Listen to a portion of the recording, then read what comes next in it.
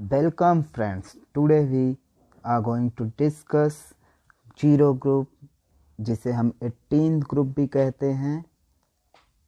इनमें जो एलिमेंट पाए जाते हैं उन्हें नोबल गैस कहते हैं या इनर्ट गैस भी कहते हैं। तो इनका इनर्ट गैस एलिमेंट और नोबल गैस, तो जीरो ग्रुप या नोबल गैस या इनर्ट गैस, इनमें कौन कौन आते हैं। तो याद करने की ट्रिक आसान सी, हीलियम ने आर्गन का जेरोक्स रंगा।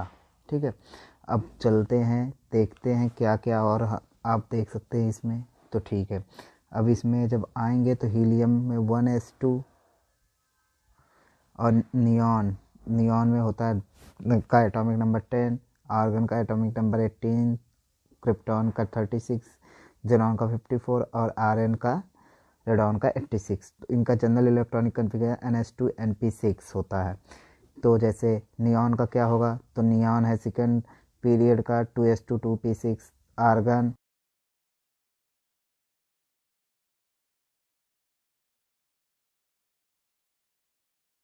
s2 4p6। इसी तरीके से इनका general electronic configuration NS2 NP6 होता है। ये मोस्ट स्टेबल इलेक्ट्रॉनिक कन्फिगरेशन होते हैं या इन्हें क्लोज सेल इलेक्ट्रॉनिक कन्फिगरेशन भी कहा जाता है। अब आर्गन के बारे में जान लो। आर्गन मोस्ट एबंडेंट गैस है और helium second most abundant gas है। अब इसमें जो ये SPDF के ऑर्डर में लिखा जाता है वो किस ऑर्डर में होता है, इंक्रीजिंग ऑर्डर ऑफ एनर्जी। और यहाँ पे P6 और D10, P6 की स्टेबिलिटी ज़्यादा होती है D10 से, और D10 की ज़्यादा होती है P3 से, और P3 की ज़्यादा होती है D5 के। तो आपको पता होना चाहिए D क्यों स्टेबल कम है P से, क्योंकि D की एनर्जी ज़्यादा होती है। तो P6 ज़्यादा स्टेबल है किससे, P ज़्यादा स्टेबल है D से। तो P6 और D10 क्यों स्टेबल हैं ज़्यादा P3 और D5 से, क्योंकि ये फुल्ली फिल्ड है और ये हाफ फिल्ड है। अब नेक्स्ट पे मूव करते हैं। तो अब यहाँ पे NCERT का एक पॉइंट है कि all the rare gases present in the air in 1% by volume, जितनी भी गैसेस हैं ये 1% बाय वॉल्यूम होती हैं, एक्सेप्ट एक किसको छोड़ के, RA को, which is obtained by radio active DK of RA। RN को छोड़ के बाकी सारी जो गैसेस हैं वो 1% में पाई जाती हैं। ये कैसे पाया जाता है RN, ये रेडॉन से पाया जाता है। 88 RA 226 का जब रेडियो एक्टिव डीके कराएंगे तो 86 RN 222 और 2 हीलियम 4 बनता है। या चीज ऑप्टेन, हीलियम कैसे पाया जाता है, helium is obtained from natural gas when natural gas is compressed to 100 atm pressure and 73 kelvin temperature. Helium कब पाया जाएगा, जब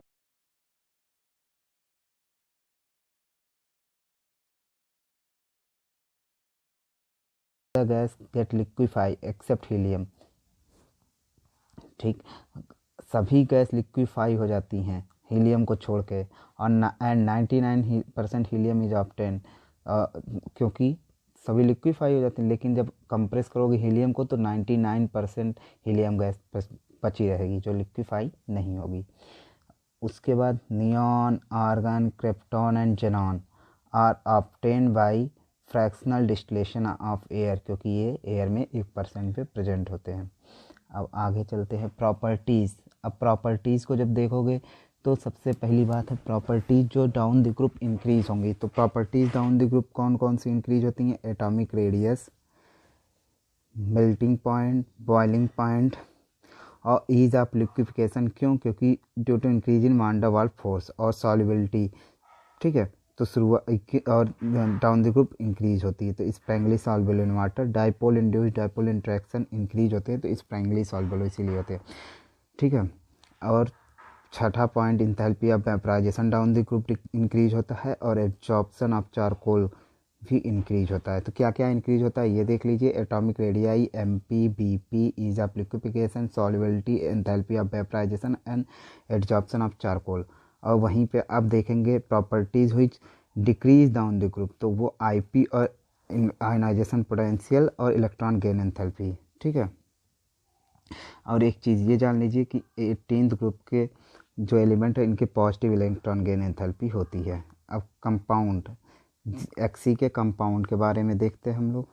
तो Xc के कंपाउंड के बारे में देखेंगे तो +2 के बारे में जब देखने जाएंगे तो यहाँ पे XeF2 पाया जाता है +2 में, और +4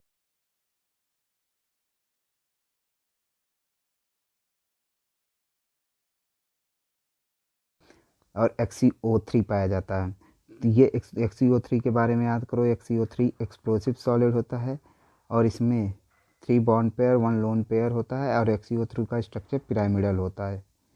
अब XeF2 नहीं पाया जाता +8 में, XeO4 XeO3F2 और XeO2F4, ठीक है, ये पाया जाता है, और इसमें +8 ऑक्सीडेशन स्टेट होता है, इसमें +6। ये याद करने के लिए all compound are diamagnetic in nature.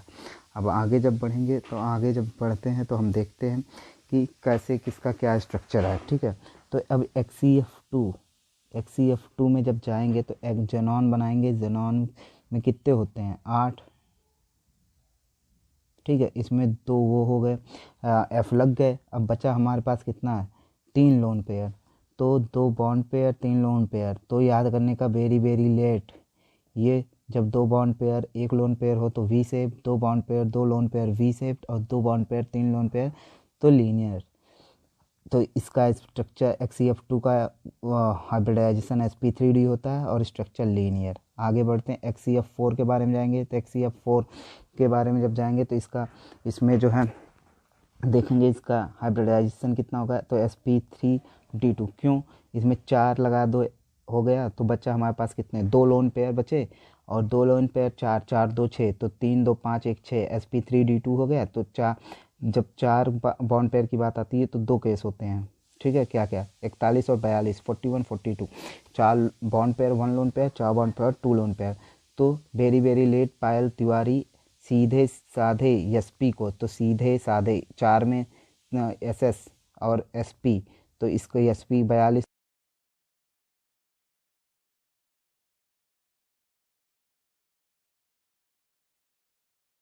अब इसको कैसे याद करेंगे? 31 32 वेरी वेरी लेट पायल तिवारी, तो पायल तिवारी टी। तो इसमें देखिए आप 1 2 ऑक्सीजन 1 से जुड़ गया, 2 F, तो बचे 2 लोन पेयर, तो 3 और 2 2 में गया तिवारी, तो टी सेफ हो गया। XeF6, अब हीलियम में F जो है 6, तो बचा हमारे पास कितना? 1 लोन पेयर। तो इसका हाइब्रिडाइजेशन sp3d3, और 1 लोन पेयर, तो 6 + 1 इसका होता है डिस्टॉर्टेड ऑक्टाहेड्रल। अब XeO4 के बारे में जब जाएंगे देखने, तो आप इसको 1 मिनट मिटा दें।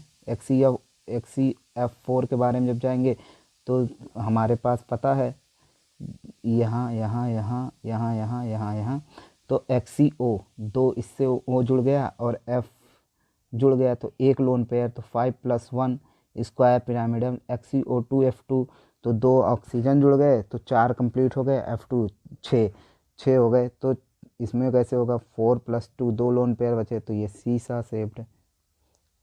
आपने ये देख लिया। आगे चलते हैं, XeOF2, ये इसका sp3d होता है, और ये इसमें 2 लोन पेयर हैं, तो टी से। प्रॉपर्टीज़ की बात करें तो जेनॉन फ्लोराइड में अंडरगो हाइड्रोलिसिस में कैसे जाएगा? XeF2 + H2O, तो बनेगा Xc + HF + O2 गैस निकलेगी। वहीं XeF4 + H2O करोगे तो फिर Hc गैस XeO3 बनेगा और O2 गैस निकलेगी।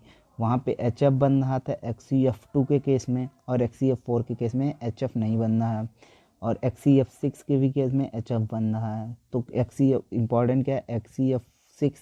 XeF6 में बन रहा है HF, और XeF4 में नहीं बन रहा है, XeF2 में बन रहा है। Partial hydrolysis